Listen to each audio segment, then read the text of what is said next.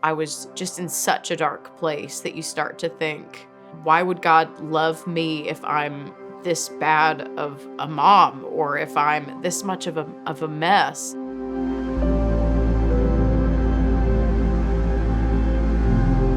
I'm one of those people who has a lot of struggles with anxiety. That's just been my story for the past couple of years.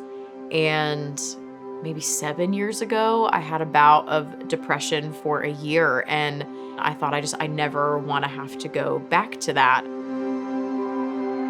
Our birth was kind of traumatic, and it wasn't how we thought it was going to be. We had challenge after challenge, so it felt like we weren't able to catch our breath for months. One night I was in the nursery. I was holding Judah, and he was just fighting me. And I just broke down and started crying myself, so that the baby's crying and I'm crying.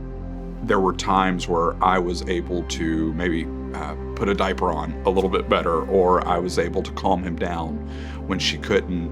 And I remember yelling, "Hunter, you need to come get the baby." When he came in, he could tell something was off, and I said, I don't want to see him. I just need a break, I felt like he hated me. Like, every interaction that we had was me trying to give him what he needed and him rejecting it. So it felt like he was rejecting me.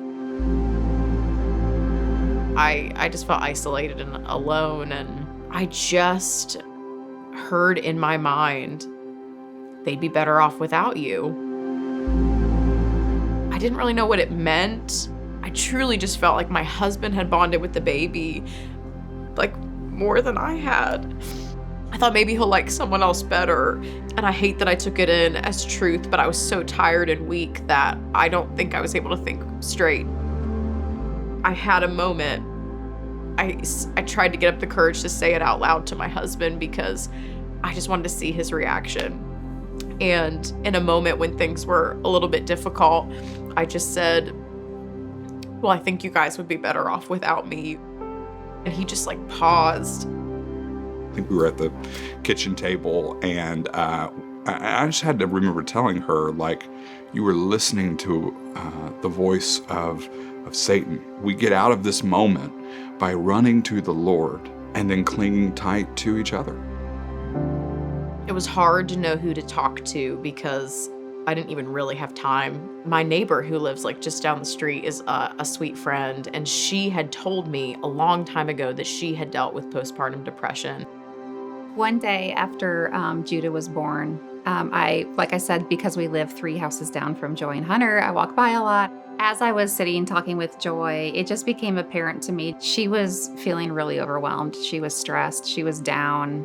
I had been through that situation and had been through that stress and that feeling of being overwhelmed and depressed. And that's when she opened to me and just started sharing, I'm not okay.